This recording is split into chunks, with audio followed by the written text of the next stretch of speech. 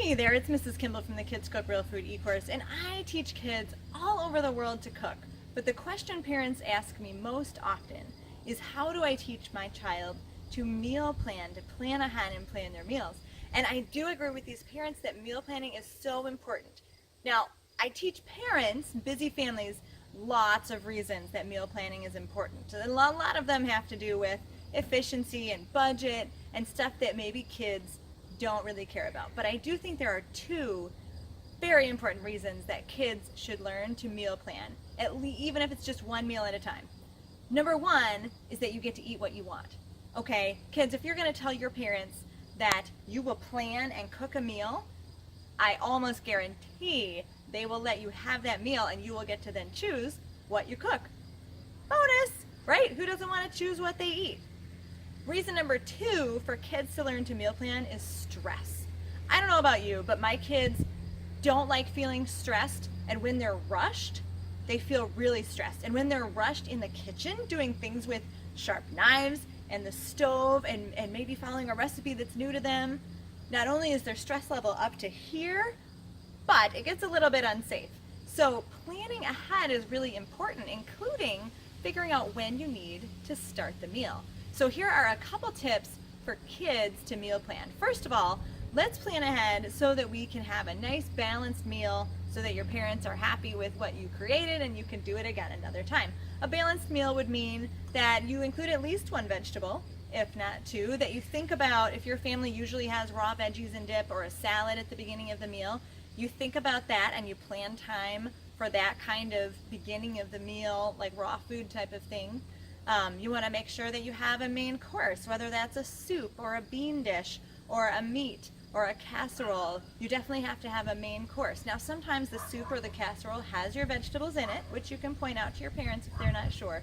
But just think about making sure that a plate has enough on it that your family feels satisfied, enough different kinds of things that yourself or your brothers and sisters are happy with the choices they have, and a good variety of colors and food groups that fit the way your family eats. Okay, not everyone's going to have grains because not everyone eats grains, and that's okay, but you still want to have, like, everything shouldn't be white and everything shouldn't be orange on the same day, right?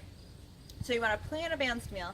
You want to think about making sure you have the right food on hand. Okay, so I tend to plan based on what's in my house because I'm the grocery shopper. So when I shop, I buy things that I know I can use in the next week.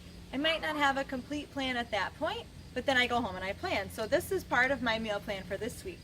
I'm a pencil and paper, old school kind of girl. I just kind of write down Wednesday this, Thursday this, Friday this, make sure it's all balanced. I'm kind of looking in my fridge like, what needs to be used up? What are vegetables that are more sensitive that are going to go bad? So that's how I think.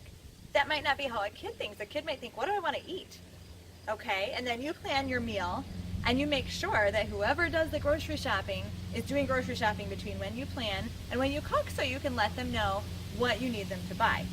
Now, I hate waste. I hate wasting food so much. So I really want to encourage you kids that when you meal plan, if you use part of something, right? If your meal calls for half a bag of spinach or half of a head of cauliflower or half of a jar of whatever, salsa, tomato sauce, that you make sure that you talk with your family about using up the other half, okay? So when I plan, I do a lot of connected meals. So I might make a soup that includes some spinach one night, and then the next night I might have that spinach in a different kind of dish, like a pasta dish, or I might make sure that I put that in a smoothie for a snack.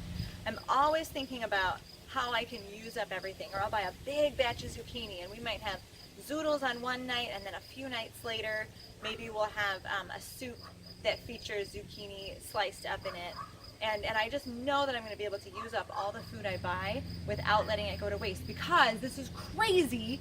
1/4 of all the food bought in America is just thrown away. It's just thrown away. Imagine picking up 4 apples from the store and just throwing one away before you get home, and picking up 4 cucumbers and throwing one away before you get home.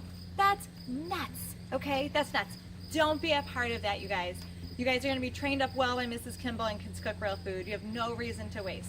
So just make sure you're thinking about that. Do I have what I need, and can I use up everything that we need to buy? Or let my parents know that maybe in their meal planning, like maybe if you plan one a week, your parents might need to meal plan to use up the rest of your stuff, or you've got to learn to freeze it or something. There's always a way to save food that you've opened before it goes bad. Most things can be frozen and used as long as you have a good system for that. So that's my tips for you guys. There are really cool online programs that can help you meal plan, like Plan to Eat or Real Plans, and there's paper, okay? Meal planning doesn't have to be complicated. It doesn't have to be unexciting. Well, maybe, I don't know. Maybe, I don't know if it can be exciting. That might have been a poor choice of words. But it's so important, because when you know what you're going to make, you can say, I think it will take me 10 minutes to cut up the vegetables for a salad. I think it will take me half an hour to make this soup, and half an hour to make this bread. So I'm going to figure out the order I do that, right? I'm going to start my bread so that it can be baking while I'm working on my soup. And then while my soup is cooking, I'll do those raw veggies. And because I'm a kid, and because I might not always be perfect about my timing, I'm going to add a half an hour to that, right? So if you want to eat at 6, you're going to back that up a half an hour for the bread, a half an hour for the soup, and 10 minutes for those veggies. That puts you at 4:50.